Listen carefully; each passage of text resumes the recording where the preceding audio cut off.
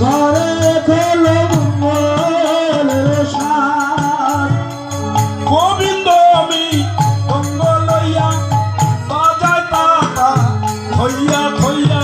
গোবিন্দ আমি অঙ্গ লইয়া বাজাই তাতা থইয়া থইয়া।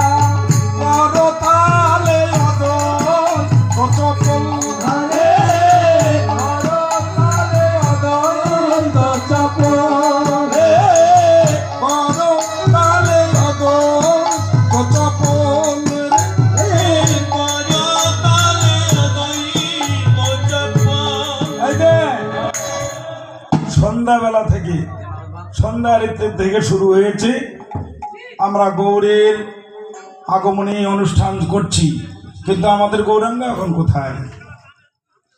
শাস্ত্রকার বললেন না হং তিষ্ঠামি বৈকণ্ঠে যোগিনাং হৃদয়ে নচ মদভক্ত যত্র তিষ্ঠামি তত্র গায়ন্তি হে নারদ।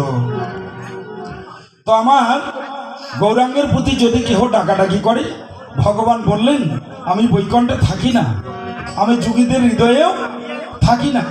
আমি কোথায় থাকি? যে ভক্ত আমাকে ডাকে কাঁদে, আমি বৃহৎ নবদ্বীপ ধাম পরিহার করে আমি ছুটে চলে আসি আমার ওই ভক্তের ধারে। তো ভগবান এসে কি করলেন?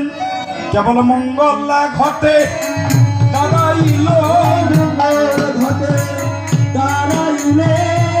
এই যে ভগবান মঙ্গল ঘটে দাঁড়িয়ে আসে না, কি করছে? বলছে না না দাঁড়িয়ে থাকবে কেন? তা বলে গৌরাঙ্গ নাচিছে, গৌরাঙ্গ নাচিছে। এই যে কথা কিন্তু আছে, সেটা হলো মানে এই যে তাড়াতাড়ি করে নাচতেছে, উঠলো কেন? নতুন গামছা পাইছে, আর একটা রেশারেশি ভাব আছে। সেটা কোনটা? যেটা দেরি করে আসলে বুঝতে দেবো না, আশা মাত্রই এখন দাঁড়াবো নাকি? সবাই মিলে নৃত্য করছে, কেমন করে? রাধা গোবিন্দকে মাথায় করে নিয়ে। হ্যাঁ, সবাই রাধা গোবিন্দকে মাথায় নিয়ে নৃত্য করতেছে পঞ্চতত্ত্ব, কি ঠিক তাই না? হ্যাঁ, তো আপনারা কি করছেন? আপনারা বসে আছেন কেন?